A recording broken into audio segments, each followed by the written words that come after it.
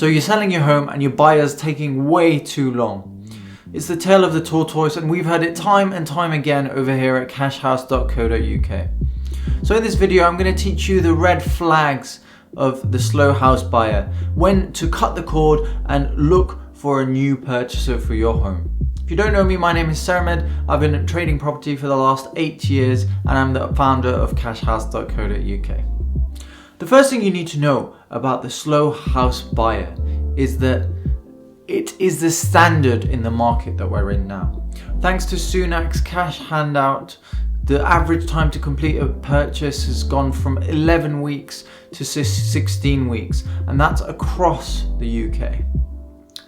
So what you really need to find out is if the buyer is the slowest snail in the pack, or if they're just being slow because that's the way that the market's running right now.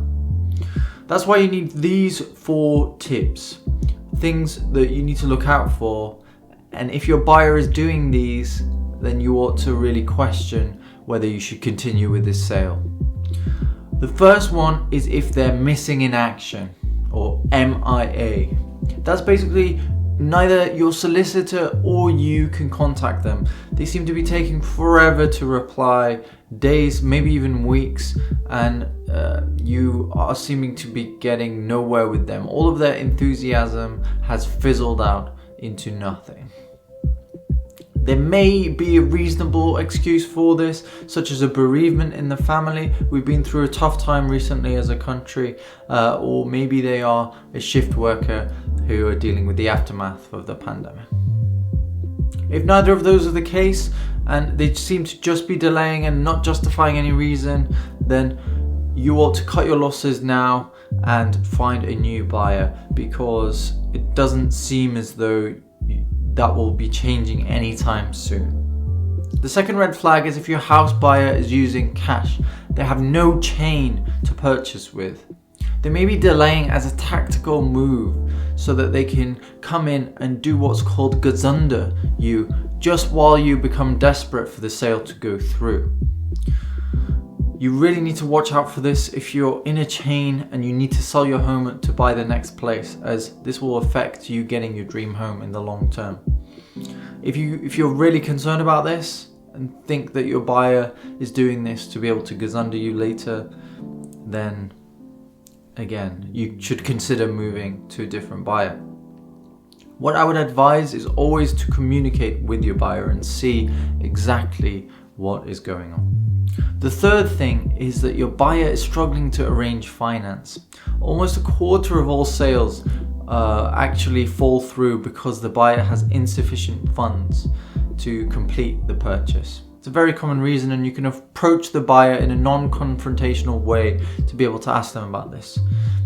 Just say, "Hi, I understand that we're in a difficult situation as a country now, and the mortgage companies are being fairly slow with approval. How are things progressing with your mortgage application?" That will put you forward in making your decision based on what their response is after that. The other thing to note is that your agent, if you're using one, should really have checked for proof of funds before accepting the offer. If you do end up going with a different buyer in the future, always make sure that they supply you with proof of funds before committing to the sale, and that will save you any losses down the line.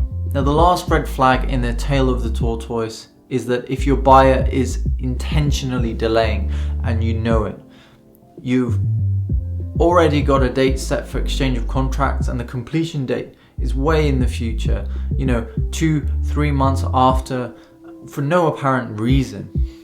Again, that's a bit of a worrying sign, but keep in mind that after exchange of contracts, the buyer is legally obliged to complete the sale at the purchase price, and if that does not occur, then you can sue them for your costs as well as the deposit of the house without having to sell even to them.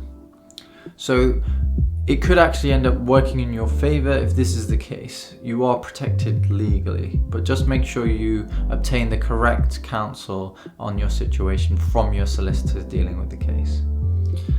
If there's sign of this and the buyer is delaying the exchange of contracts, then you should really consider, if they do not have a reasonable explanation, pulling out of the sale. I hope this video has been useful to you, and I wish you the best of luck in your sale. If you're looking for more advice for homeowners, then favorite our page cashhouse.co.uk, and we will look forward to seeing you in our next post. Take care.